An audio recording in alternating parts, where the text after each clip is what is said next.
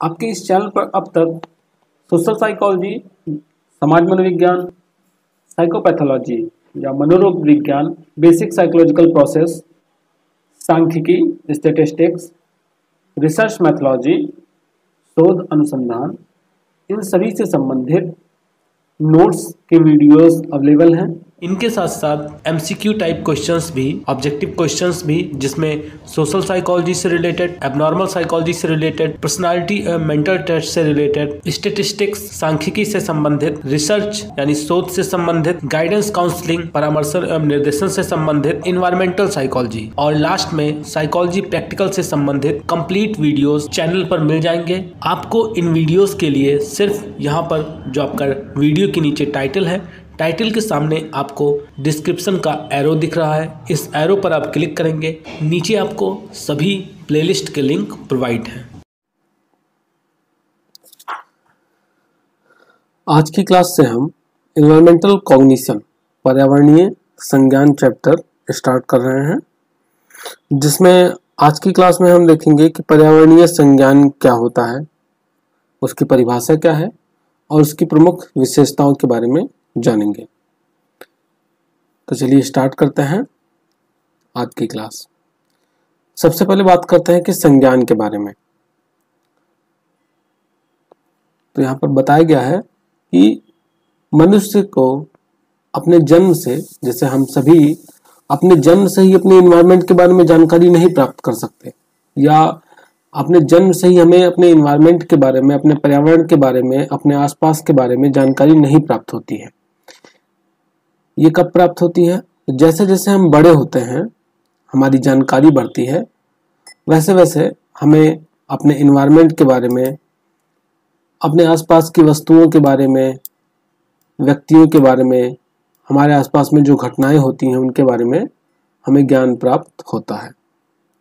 इस तरीके से हम कह सकते हैं कि अपने वातावरण के बारे में जो हमारे विचार, जो ज्ञान, समझ, सीख, जो धारणा है, वो सभी चीजें संज्ञान के अंतर्गत आती हैं। मतलब अपने वातावरण के बारे में जो विचार, ज्ञान, समझ, सीख, धारणा व्यक्ति के मस्तिष्क में विकसित होती है, उसे ही हम संज्ञान कहते हैं। जैसे इससे पहले भी आपने बीए फर्स्ट ईयर में पढ़ा था कि जो हमारी थिंकिंग होती है, जो हमारा परसेप्शन होता है, मेमोरी होती है, लर्निंग होती है, मोटिवेशन होता है, इंटेलिजेंस होता है, ये सभी चीजें संज्ञान के अंतर्गत आती हैं, कॉग्निशन के अंतर्गत आती हैं। और ये संज्ञान हमारे निर्णय लेने की क्षमता में, हमारी समस्याओं के समाधान करने और किसी भी परिस्थिति में समायोजन करने में भी सहायता प्रदान करता है, सहायक सिद्ध होता है। तो इतनी चीजें क्लियर हुई कि संज्ञान क्या है। पर्यावरण में जैसे जैसे हम आगे बढ़ते हैं, हमारा विकास होता है, तो हम अपने आसपास की वस्तुओं के बारे में, व्यक्तियों के बारे में, घटनाओं के बारे में जान पाते हैं। और ये सभी चीजें वातावरण में जो सारी चीजें उपलब्ध हैं और उनके बारे में हमारा विचार, हमारा ज्ञान, हमारी सीख, धारणा, ये सभी चीजें हमारे मस्तिष्क में विकसित होती हैं, इसे ही हम संज्ञान कहते हैं। और जो कि आगे चलकर हमारे निर्णय लेने की क्षमता में, हमारे समस्या के समाधान करने की क्षमता में और किसी भी परिस्थिति में समायोजन करने में मदद करती हैं। अब यहाँ पर हम डेफिनेशन को देखते हैं। तो हिलगार्ड ने बताया है, किसी व्यक्ति द्वारा स्वयं अपने संबंध में या अपने पर्यावरण के संबंध में विचार, ज्ञान, समझ या भाव अर्जित किया जाता है, वही संज्ञान कहलाता है।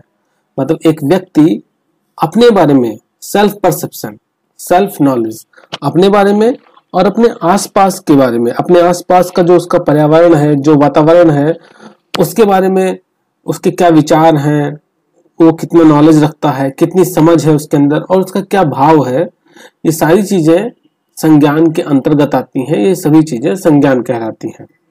वहीं अगर हम क्रच और क्रस्टफील्ड की बात करें तो इन्होंने बताया कि एक व्यक्ति की अपने भौतिक एवं सामाजिक पर्यावरण के प्रति समझ ही संज्ञान है। तो एक व्यक्ति है वो अपने भौतिक पर्यावरण जैसे जल हो गया, वायु हो गया, मिट्टी हो गया, आसपास का वायुमंडल हो गया जिसमें हम रहते हैं, और सामाजिक पर्यावरण मतलब जिस समाज में हम रह रहे हैं, जिस परिवार में हम रह रहे हैं, इन सभी के प्रति जो हमारी समझ होती है वही संज्ञान कहलाती है। तो इतनी चीजें क्लियर हो गई कि संज्ञान क्या है और पर्यावरणीय संज्ञान क्या है। अब हम बात करते हैं पर्यावरणीय संज्ञान की कुछ विशेषताओं के बारे में। तो जैसा कि मैं हमेशा कहता हूं कि अगर आपने अर्थ को, परिभाषा को ध्यान से पढ़ा है, समझा है, तो आप उन्हीं के आधार पर आसानी से उसकी विशेषताएं भी लिख सकते हैं। यहां पर देखें, बताया जा रहा है यहां पर विशेषताएं। पहली विशेषता, संज्ञानात्मक प्रक्रियाओं के द्वारा व्यक्ति ज्ञान प्राप्त करता है। संज्ञानात्मक प्रक्रियाओं के द्वारा, क्योंकि संज्ञान के अंतर्गत ही हमारी बुद्धि, हमारा सीखना, हमारा परसेप्शन, ये सारी चीजें उसी के अंतर्गत आती हैं और उन्हीं के द्वारा हम ज्ञान प्राप्त करते हैं। तो कह सकते हैं कि संज्ञानात्मक प्रक्रियाओं के द्वारा व्यक्ति ज्ञान प्राप्त करता है, समस्याओं का समाधान करता है और भविष्य की योजनाएं भी बनाता है। किसके द्वारा होती हैं सारी चीजें? संज्ञानात्मक प्रक्रियाओं के द्वारा। संज्ञानात्मक प्रक्रियाओं से अनेक मानसिक प्रक्रियाएं जुड़ी होती हैं, जैसे स्मृति, चिंतन, समस्या समाधान। ये सभी चीजें आप ऊपर भी देख चुके हैं, यहाँ पर भी बताई जा रही हैं कि सारी चीजें व्यक्ति के संज्ञान से जुड़ी होती हैं। और ऐसा नहीं है कि अलग अलग होती हैं, कि स्मृति, चिंतन ये सब अलग अलग है। तीसरे पॉइंट में देखें तो बताया गया है कि संज्ञानात्मक प्रक्रियाएं एक दूसरे से संबंधित होती हैं, इन्हें हम अलग नहीं कर सकते, पृथक नहीं कर सकते। कैसे? तो उसके लिए यहाँ पर देखिए बताया गया कि जैसे आपको अगर संवेदन हो रहा है, आप किसी व्यक्ति के बारे में आप जानते हैं, कोई व्यक्ति आपसे मिलने आता है और आप कमरे में बैठे हैं, बाहर से आवाज आ रही है, तो जब सबसे पहले आपके पास क्या आई? आवाज आई, यानी संवेदना हुई, श्रवण संवेदना आप तक पहुंची, आप तक आवाज पहुंची। फिर आपने उस आवाज पर ध्यान दिया तो प्रत्यक्षीकरण हुआ कि ये तो आवाज जानी पहचानी सी लग रही है। फिर उसके बाद आपके अंदर एक इमेज बना, माइंड में एक इमेज बना कि ये तो मेरा फ्रेंड है। आपने अपने फ्रेंड से रिलेटेड जो आपकी पहले की स्मृतियां हैं, जो पहले उसकी जानकारी है, उससे आपने कोरिलेट किया, साहचर्य निर्माण किया। देन तो आपको पता चला कि ये तो मेरा फ्रेंड है। वहां पर आपने भाषा का उपयोग किया, आपने उसको आवाज दिया या खुद बाहर जाने का निर्णय लिया। तो यहाँ पर देखिए कि जितनी भी प्रक्रियाएं हैं वो सभी एक दूसरे से जुड़ी हुई हैं।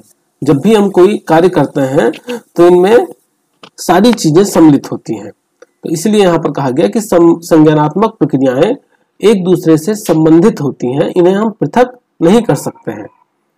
ये सब आपस में संगठित होकर घटित होती हैं या संगठित होकर ही ये सब क्रियाएं होती हैं।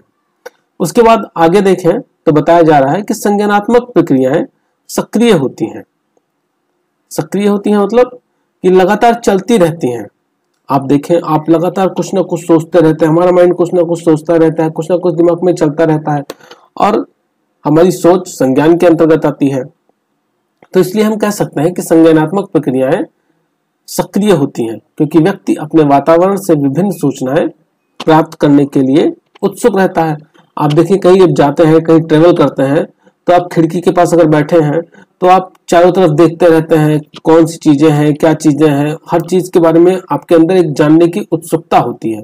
और ये किससे रिलेटेड है? ये सारी चीजें संबंधित हैं आपके संज्ञान से। पर्यावरणीय संज्ञान यानी आप अपने इन्वायरमेंट के बारे में जानकारी प्राप्त कर रहे हैं। तो समझ में आ गया, संज्ञानात्मक प्रक्रियाएं सक्रिय होती हैं क्योंकि व्यक्ति अपने वातावरण से विभिन्न सूचनाएं प्राप्त करने के लिए हमेशा उत्सुक रहता है। वह नवीन ज्ञान तथा नवीन उद्दीपक को समझने का, मतलब जो भी नया नॉलेज है या कोई नई चीज आपके सामने आ रही है, उद्दीपक आपको पता ही है, वातावरण में उपस्थित कोई भी वस्तु, कुछ भी चीजें जो आपको अपनी ओर आकर्षित कर सकती है उसे हम उद्दीपक कहते हैं, चाहे कोई व्यक्ति ही हो। तो नवीन उद्दीपकों को समझने के लिए भी उसके अंदर एक जिज्ञासा उत्पन्न होती है। तो इस तरीके से हम कह सकते हैं कि संज्ञान तथा संज्ञानात्मक प्रक्रियाओं का अगर अर्थ हम समझ गए हैं, का अर्थ समझने के बाद पर्यावरणीय संज्ञान को समझना काफी आसान हो जाता है।